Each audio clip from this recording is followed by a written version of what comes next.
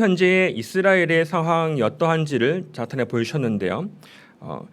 하나님의 백성, 주의 자녀로서 하나님과 긴밀하게 소통하며 하나님과 동행하며 주의 뜻을 알고 또 그 뜻 따라 살아가야 할 이스라엘 백성들이 59장 1절 2절처럼 하나님 앞에 그들의 죄악으로 말미암아 하나님 앞에 가려진 모습을 볼 수 있습니다. 2절 말씀처럼 오직 너희 죄악이 너희와 너희 하나님 사이를 갈라놓았고 너희 죄가 그의 얼굴을 가리어서 너희에게 듣지 않으시게 하람이라. 말씀 통해서 현재의 이스라엘 백성들의 영적 상황이 하나님을 섬겨야 함에도 불구하고 하나님을 섬기지 않고 오히려 세상의 어떤 우상들을 쫓아 나아갔던 모습을 볼 수 있습니다. 이사야가 사역했던 그 시대적 배경은 잘 아시다시피 분열 왕국 때였습니다. 즉 남유다와 북이스라엘로 나누어졌던 상황인 것이지요. 이사야가 사역했던 그 시대적 상황은 이제 북이스라엘은 이미 아수르의 포로로 잡혀간 상황이었고, 또 이제 남은 남유다는 또 히스기야 또 그의 아들 므낫세를 통해서 특별히 히스기야의 아들 므낫세가 아주 하나님 앞에 악독한 정치를 했습니다. 하나님을 버리고 그 전에 히스기야가 그나마 또 종교 개혁과 통해서 백성들로 하여금 하나님 앞에 나아갈 수 있도록 했음에도 불구하고 그의 후대 히스기야의 아들 므낫세는 아버지가 행했던 그런 모든 좋은 것들을 다 이렇게 벗어버리고 다시 이스라엘의 우상을 세우고 떠났던 우상에서 다시금 마음을 다하고 힘을 다하고 뜻을 다해서 우상에게 나아가자라고 한 장본인이 바로 므낫세였습니다. 악독한 정치를 했으며 백성들로 하여금 아주 파멸과 고통 가운데 넘어지게 한 왕이 므낫세 왕이었습니다.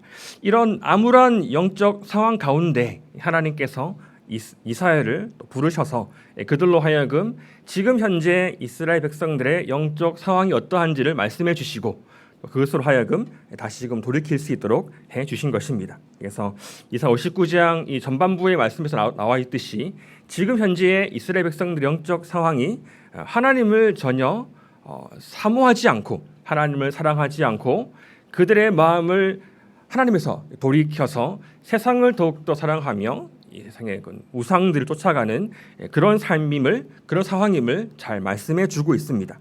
하나님의 공의를 벗어버리고 하나님의 정의를 또 짓밟아 버리면서 오직 자신의 어떤 패악한 죄악된 본성을 따라 행하는 그런 모습을 볼 수 있습니다. 이러한 배경 가운데에서 오늘 말씀 9절이 시작됩니다. 9절 보시면 그러므로라고 시작하고 있습니다. 그러므로 정의가 우리에게서 멀고 공의가 우리에게 미치지 못한즉 우리가 빛을 바라나 어두움뿐이요 밝은 것을 바라나 캄캄한 가운데 행함으로 우리가 맹인같이 담을 더듬으며 눈없는 자같이 둘을 더듬으며 낮에도 황혼때같이 넘어지니 우리가 강장한 자 중에서 죽은 자 같은지라라고 말씀하고 있습니다.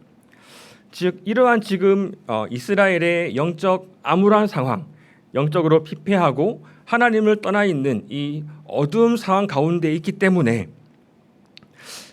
그들의 마음 가운데 어떤 커다란 어려움과 공허함이 밀려오고 있는 것입니다. 본래 사람은 하나님과 교제하며 살도록 창조가 되었습니다. 그런데 지금 이 상황에 이스라엘 백성들은 하나님에서 떠나 있는 상황이기 때문에 그들의 마음 가운데에는 어떤 커다란 공허함이 있을 것입니다. 그 공허함을 채워보고자 여러 가지 세상적 죄악으로 나아가지만 그것을 얻을 수 없고 또 채울 수 없는 그런 가운데 있습니다.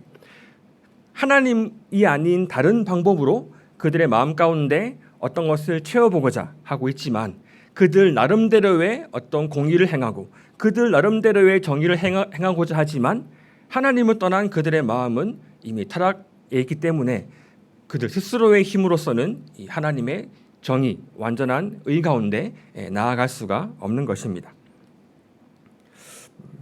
이러한 모습 말씀해주고 있고 11절부터 12절 말씀 이렇게 말씀하고 있습니다. 우리가 곰같이 부르짖으며 비둘기같이 슬피 울며 정의를 바라나 없고 구원을 바라나 우리에게서 멀도다. 이는 우리의 허물이 주의 앞에 심히 많으며 우리의 죄가 우리를 쳐서 증언하오니 이는 우리의 허물이 우리와 함께 있음이니라. 우리의 죄악을 우리가 아나이다 라고 말씀하고 있습니다. 그리하여서 어떤 마음 가운데 큰 공허함과 어려움 가운데에서 크게 힘을 내어서 뭔가 나의 힘을 다하여서 나의 마음을 만족시키고자 어떤 것들을 찾고 있지만 찾을 수 없는 그러한 상황 가운데 있다라고 말씀을 하고 있습니다. 하나님에서 떠난 자들이 다시 그 마음 가운데 진정한 평강과 화평을 회복하기 위해서는 그들의 죄를 철저하게 회복하고 하나님께 나아가야 함에도 불구하고 지금의 이 상황에서 이스라엘 백성들은 하나님께 나아가기보다 어떤 자신의 힘과 자신의 어떤 생각과 자신의 방법으로 무엇인가를 채워보고자 하고 있지만 채워지지 않는 그러한 모습을 나타내 보여주고 있습니다. 이스라엘 백성들의 죄악으로 말미암아 이렇게 큰 어려움 가운데 빠지게 되었습니다. 그 죄악상이 무엇인지 구체적으로 13절부터 15절까지 말씀해 주고 있는데요. 이렇게 말씀하고 있습니다. 13절 우리가 여호와를 배반하고 속였으며 우리 하나님을 따르는 데에서 돌이켜 포악과 피역을 말하며 거짓말을 마음에 잉태하여 나으니 정의가 뒤로 물러남이 되고 정의가 뒤로 물리침이 되고 공의가 멀리 섰으며 성실이 거리 엎드러지고 정직이 나타나지 못하는도다. 성실이 없어짐으로 악을 떠나는 자가 탈취를 당하는도다라고 말씀하고 있습니다. 즉 하나님으로부터 그들의 마음이 하나님으로부터 떠나 있는 것을 말씀하고 있습니다. 여호와 하나님을 배반했다라고 말씀을 하고 있고요. 우리 하나님을 따르는 데에서 돌이켰다라고 말씀하고 있습니다. 즉 그들의 삶에 있는 죄악에서 돌이켜 하나님께 나아가야 함에도 불구하고 그들은 하나님께로부터 돌이켜 죄악 가운데 나아갔다라고 말씀하고 있는 것입니다. 그러면서 포악과 피악을 말하고 또 거짓을 또 마음에 잉태했다라고 하는 것입니다. 즉 하나님을 떠난 사람의 하나님을 떠난 백성들의 마음이 이렇게 커다란 또한 죄악으로 가득 차 있는 그런 모습을 말씀해 주고 있습니다. 그러면서 하나님 백성으로서 정의를 외쳐야 함에도 불구하고 정의가 뒤로 물리침이 되고 또 하나님의 공의를 선포해야 될 백성들이 공의에서 멀리 서 있게 되고 또 성실이 거리 엎드러지고 여기서 말하는 성실이라고 하는 것이 이렇게 원어로 에메트라는 단어를 쓰고 있는데요. 진리, 진실이라고 말씀을 하고 있습니다. 그래서 진리, 진실, 진리를 그들이 버렸다라고 말씀하고 있는 것입니다. 하나님 말씀이 진리이고 하나님의 뜻이 진리임에도 불구하고 그들은 하나님의 말씀을 벗어버리고 무시했다라고 말씀을 하고 있습니다. 정직하지 못한 결과가 나타나는 것이지요. 그러므로 15절 성실이 없어짐으로 즉 진리가 없어지게 되므로 악을 떠나는 자가 탈취를 당한다라고 말씀하고 있습니다. 악을 떠나서 하나님을 더 가까이 하기를 바라는 자들이 오히려 득세한 악인들 때문에 피해를 보고 어려움을 당한다라고 말씀하고 있습니다. 이렇게 15절까지 상황을 봤을 때 엄청나게 암울한 그런 모습을 볼 수 있습니다. 하나님 백성으로서 하나님을 기뻐하고 또 주님으로부터 받는 그런 모든 충만한 복을 누리며 하나님의 주신 그 영광의 빛을 온 백성에게 열방에 선포해야 될 이스라엘 백성들이 하나님을 떠나게 되므로 하나님에서 멀어지게 되므로 죄악 가운데 거하게 되고 하나님의 모든 은혜와 또 진리를 얻지 못하는 그런 어려운 환경, 상황 가운데 있는 것을 나타내 보여주고 있습니다. 이 상황 가운데에서 하나님께서 그냥 그 백성들을 버려주지 아니하시고 그들을 구원하시는 하나님의 은혜를 다음 절부터 볼 수 있습니다. 15절부터 16절 말씀인데요. 이렇게 말씀하고 있습니다. 15절 중반부터 보시면 여호와께서 이를 살피시고 그 정의가 없는 것을 기뻐하지 아니하시고 사람이 없음을 보시며 중재자가 없음을 이상히 여기셨으므로 자기 팔로 스스로 구원을 베푸시며 자기의 공의를 스스로 의지하사라고 말씀을 하고 있습니다. 즉 이 현재의 이스라엘의 상황을 하나님이 보신 것이지요. 그래서 하나님을 기뻐하고 하나님께 나아가야 할 백성들이 하나님을 떠나서 어두운 가운데 행하는 그런 가운데 있는 것들을 하나님께서 보신 것입니다. 백성들이 하나님을 기뻐하고 하나님을 즐거워하고 또한 하나님께서 이스라엘을 택하시고 했을 때 왕 같은 제사장으로 삼으셨지 않습니까? 즉 하나님의 중재자로 삼아 주신 이스라엘 백성들인데 하나님 보시기에 지금 그 중재자가 하나도 없다라고 말씀을 하고 있습니다. 정의가 없고 패역한 자들이 많은 것을 보셨습니다. 이 가운데에서 하나님께서 스스로 하나님의 구원을 베푸시겠다는 결정을 내리십니다. 그러면서 17절 이렇게 말씀하고 있습니다. 공의를 갑옷으로 삼으시며 구원을 자기의 머리에 써서 투구로 삼으시며 보복을 속옷으로 삼으시며 열심을 입어 겉옷으로 삼으시고 그들의 행위대로 갚으시되 그 원수에게 분노하시며 그 원수에게 보응하시며 섬들에게 보복하실 것이라 라고 말씀을 하고 있습니다. 17절을 보시면 하나님의 공의, 하나님의 구원, 또 보복, 열심이라는 단어가 나오게 되는 것을 볼 수 있습니다. 하나님의 공의로 그분의 갑옷을 입으시며 또한 구원을 자기 머리에 써서 투구로 삼으시더라고 말씀을 하고 있습니다. 이 말씀이 우리가 잘 알고 있는 에베소서 6장에 나오는 하나님의 전신갑주와 매우 유사한 모습을 볼 수 있습니다. 의의 갑옷을 입었다라고 말씀하시는데 이 갑옷이라고 해 있는 이 단어가 원어로 시리온이라는 단어라고 하는데 그것은 이 가슴에 받는 그런 갑옷, 흉배라고 합니다. 그래서 의의 흉배를 가지라, 의의 호심경을 가지라라는 말씀과 상통한다라고 볼 수 있습니다. 즉 하나님의 공의로 하나님께서 의로 무장하시고 하나님의 구원을 베푸시는 것을 볼 수 있습니다. 구원의 투구를 자기의 머리에 썼다라고 말씀을 하고 있습니다. 즉 하나님께서 직접 오셔서 어두움 가운데 있는 백성들을 구원하시면서 또한 그 모든 죄악을 심판하시는 하나님을 볼 수 있습니다. 공의 하나님께서 그 심판을 행하시는 것이죠. 그래서 하나님을 떠난 악한 자들을 심판하십니다. 그 죄에 대한 대가를 치르게 하시는 것이지요. 악한 영들의 세력들을 예수 그리스도로 말미암아 물리치십니다. 또한 이 모든 죄악 가운데 행했던 그런 모든 죄악의 것들을 공의 하나님께서 반드시 그 대가를 치르도록 하시는 것입니다. 보복하십니다.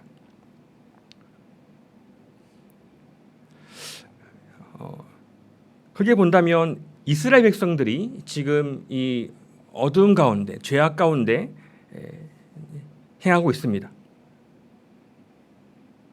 죄를 지은 것이지요. 그 죄의 대가를 하나님은 공의 하나님이시기 때문에 보복하시고 그 죄에 대한 대가를 치르도록 하시는 것입니다. 그의 백성을 위해서 하나님이신 예수 그리스도께서 직접 그 백성들의 죄에 대한 대가를 치러 주신 것입니다. 십자가에서 죽으심으로 그들이 행한 하나님을 버리고 하나님을 떠난 그 죄악 가운데 행한 그들의 악한 행위에 대한 결과를 하나님이 직접 그 심판을 자신에게 행한 것입니다. 예수 그리스도께서 오셔서 십자가에서 죽으심으로 그 백성들이 행한 모든 죄악들에 대한 대가를 하나님이신 예수 그리스도께서 대신 치러 주신 것입니다. 하나님의 그 열심으로 이 구원을 이루어 나아가시는 것을 볼 수 있습니다. 네, 19절 보시면 이렇게 말씀하고 있습니다. 서쪽에서 여호와의 이름을 두려워하겠고 해돋는 쪽에서 그의 영광을 두려워할 것은 여호와께서 그 기운에 몰려 급히 흐르는 강물같이 오실 것이미로다. 그래서 서쪽에서 해돋는 쪽, 동쪽에서 즉 모든 열방 가운데에서 하나님의 이름을 경외할 것이다라고 말씀을 하고 있습니다. 20절부터 21절 이렇게 말씀하고 있습니다. 여호와의 말씀이니라 구속자가 시온에 임하며 야곱의 자손 가운데에서 죄가를 떠나는 자에게 임하리라.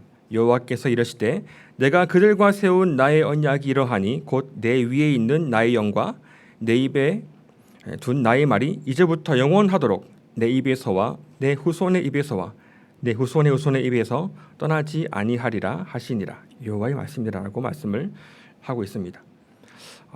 하나님께서 죄악 가운데 빠져 있는 이스라엘 백성들에게 사랑의 손길을 베풀어 주셔서 다시금 그 언약을 상기시켜 주십니다. 우리가 잘 알고 있는 새 언약이라고 하시는 말씀이었습니까? 즉 하나님의 말씀을 너희의 마음 가운데 세워주겠다. 하나님의 영을 너희 가운데 부어주겠다. 그러함으로써 하나님과 하나가 되고 너희는 나의 백성이 되고 나는 너희 하나님이 되리라고 말씀을 하셨습니다.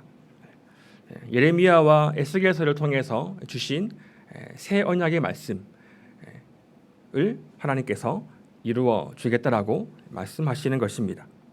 즉 성령 하나님께서 우리 가운데 함께 하심으로 그 모든 진리 가운데로 인도해 주시고 또 하나님의 그런 모든 뜻을 행할 수 있는 힘과 능력을 주신다라고 말씀을 하고 있습니다.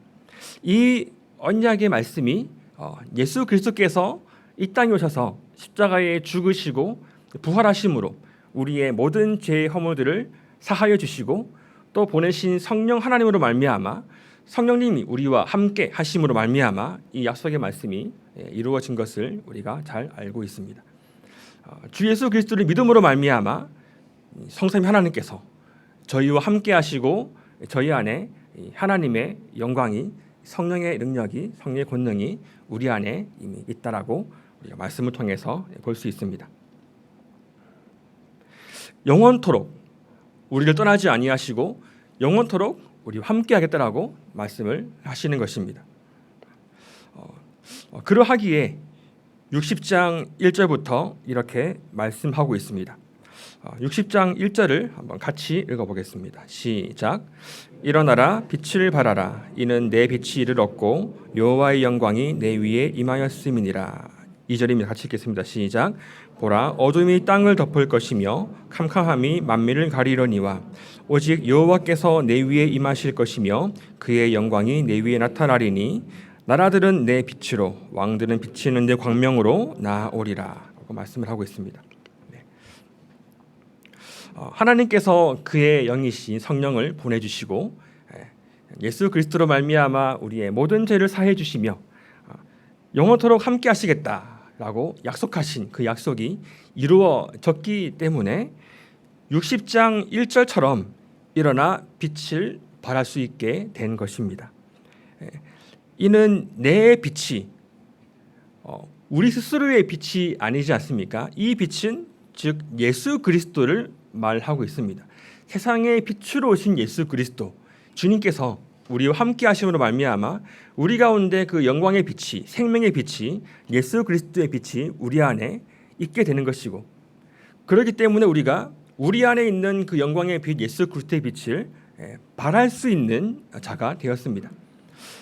만약 저희 안에 예수 그리스도께서 계시지 않는다 한다면 우리의 스스로의 능력으로 우리의 스스로의 의로운 행동으로 우리 어떤 의지로 이 빛을 밝힐 수가 없다라고 말씀하고 있습니다. 이 빛은 우리의 빛이 아닌 우리 안에 살아 역사하시는 하나님의 영광의 빛임을 말씀해 주고 계십니다. 예수 그리스도의 영광의 빛이 우리 안에 머물러 있기 때문에 그 예수 그리스도의 빛을 우리가 발할 수 있다라고 말하고 말씀하고 있습니다. 2절 보시면 보라 어둠이 세상을 땅을 덮을 것이며 캄캄함이 만민을 가리려니와 오직 여호와께서 내 위에 임하실 것이며 그의 영광이 내 위에 나타나리니 라고 말씀하고 있습니다. 여전히 세상은 죄악 가운데 있고 어둠이 땅을 덮고 있습니다. 캄캄함이 만민을 가리고 있습니다. 지금 이사야 59장 전반부에 이스라엘 백성들이 어두움 가운데 있던 그런 것과 같은 어두움이 여전히 세상 가운데 있지만 하나님께서 저희를 택하시고 저희에게 예수 그리스도로 말미암아 그 영광의 빛을 비추어 주심으로 어두움 가운데에서 빛을 발할 수 있는 자로 우리를 불러 주셨습니다. 그래서 하나님께서 우리 위에 임하여 계시고 또 그의 영광이 우리 가운데 있다라고 말씀해 주고 계십니다. 20장 1절에서처럼 여호와의 영광이 내 위에 임하였다라고 말씀하시는 것과 같이 우리가 예수 그리스도를 통하여서 하나님의 영광 가운데 나아갈 수 있게 되었습니다. 우리 한 사람 한 사람 개개인을 주님께서 부르시고 또 교회가 되게 하셔서 하나님의 한 몸 공동체로 또 살게 인도해 주셨습니다.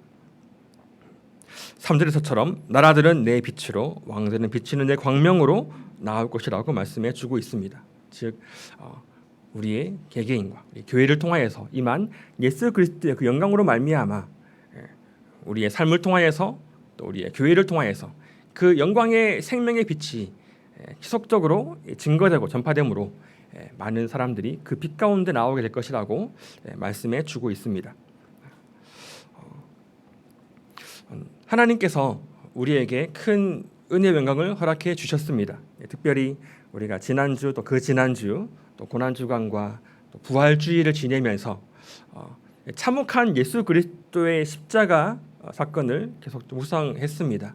그것이 얼마나 참혹한 것이었는지, 즉 그것이 죄에 대한 대가였기 때문에 그만큼 이 죄에 대한 대가가 얼마나 무서운 것인지를 우리가 말씀을 통해서 같이 묵상하고 나누었습니다. 죄의 삭은 사망이라고 말씀하셨습니다. 그렇지만 하나님의 은사는 그리스도 예수 안에 있는 영광과 평강과 영원한 생명이라고 말씀해 주셨습니다. 예수 그리스도를 알기 전, 그분을 따르기 전 우리도 이 이사야서 59장 전반부에 있었던 그런 백성들과 같이 여전히 어두움 가운데 있었고 죄악 가운데 있어서 하나님을 알지 못하고 세상에 속하여서 세상적인 것을 쫓아 나아가는 어두움의 존재였습니다. 그렇지만 하나님께서 우리를 사랑하신 그 크신 사랑으로 말미암아 우리를 어두움 가운데 그냥 버려두지 아니하시고 우리를 택해 주시고 예수 그리스도로 말미암아 예수 그리스도께서 우리의 모든 죄를 대신 치러 주시고 부활 승천하신 것을 우리에게 적용시켜 주셔서 우리로 하여금 하나님의 자녀가 되게 하시고 그의 백성으로 삼아 주셨습니다. 이것이 우리가 고백하는 하나님의 은혜입니다. 우리는 다 같이 예수 그리스도를 믿기에 하나님의 은혜 가운데 있는 자들임을 우리가 날마다 묵상하며 나아가기 원합니다.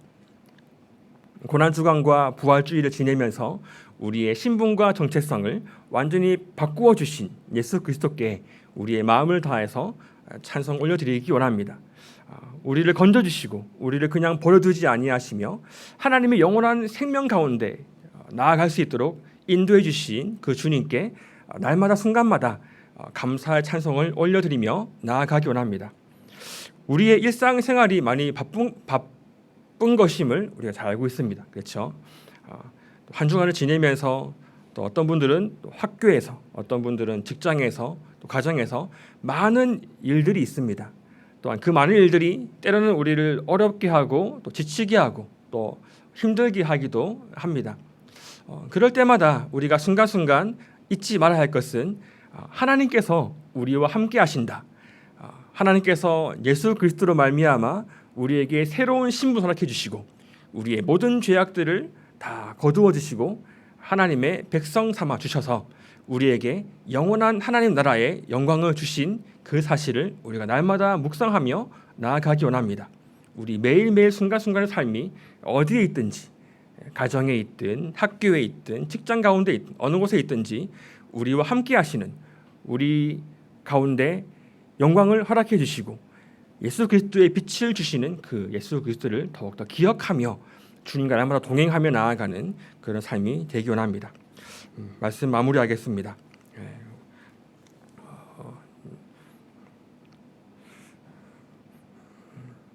순간순간 우리가 또 주님께 우리의 마음을 올려드리며 또 감사하는 삶으로 나아가기 원합니다.